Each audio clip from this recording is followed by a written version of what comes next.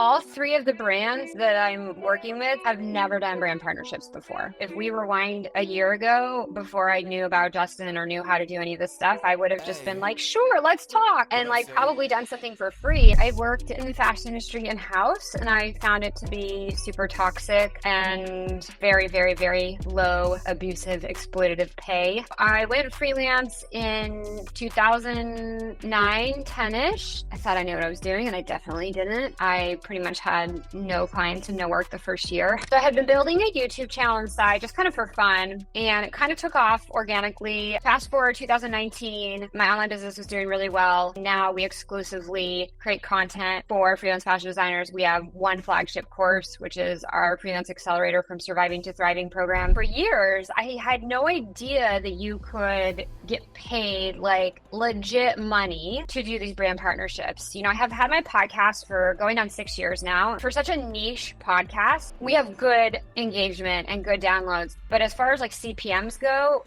it would be garbage. Like we could get like $50 an episode. And I was like, I'm not going to mess with sponsors for $50 an episode. Like it just doesn't feel worth it to me. And it doesn't feel worth it to my listeners to bombard. Like I hate ads, right? On podcasts. And so about a year ago, I was taking a podcast marketing academy. It was a program I was in through Justin Enns. And he's like, Heidi, you have such a niche audience. Like you should be trying to monetize this through brand partners and stuff. And I was like, well, I'm not doing $50 an episode. He goes, oh, no, you can do like way more than that. He pointed me to a guest expert like video that Justin had come into Podcast Marketing Academy and done a guest presentation. And so I watched that and I was like, oh my gosh, I can do a lot. Even though my numbers are small, I'm so niche and I reach a really, really targeted audience that arguably is fairly hard to reach. So that opened up my whole world. I basically jumped into Brand Deal Wizard. Shortly after that, I had sent an email to another brand, a really big global international fashion design software tool that a lot of people in the industry know, a lot of people use. I sent an email to them and I said, hey, my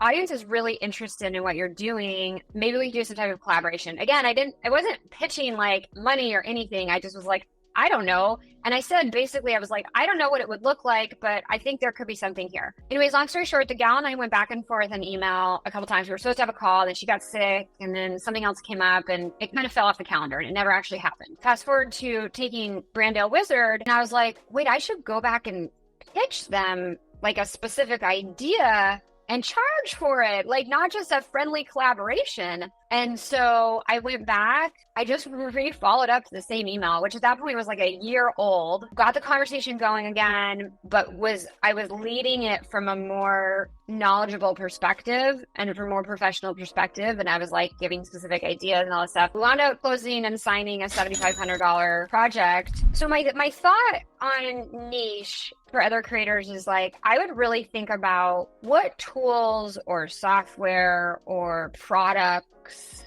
are super niche as well. I feel like it's easier to get an in with those brands. All three of the brands that I'm working with have never done brand partnerships before. It doesn't mean that they're just a tiny, well, one of the brands I've done a partnership with is tiny. It's two guys. They're still a small startup. And one brand is huge and international, but they still have never done a brand partnership because it's so niche. To me, it just felt like easier to get to them, to have a conversation with them. And that's where I think the value is huge compared to going after these big brands that you see sponsoring all these other people on Instagram or other platforms. And these deals have been kind of falling in my lap, which is great because, you know, if we rewind a year ago before I knew about Justin or knew how to do any of this stuff, I would have just been like, sure, let's talk. And like probably done something for free and been like, oh, what you're doing is really cool. Like, let me promote that. Like I said earlier, I know like how to lead the conversation and how to kind of start talking about this being a paid partnership and just how to control things and either funnel that into a yes, we're interested and yes, that's in our budget, or funnel that into a nope, that's not what we're looking for right now. And then great, sounds good. Like nice to chat with you.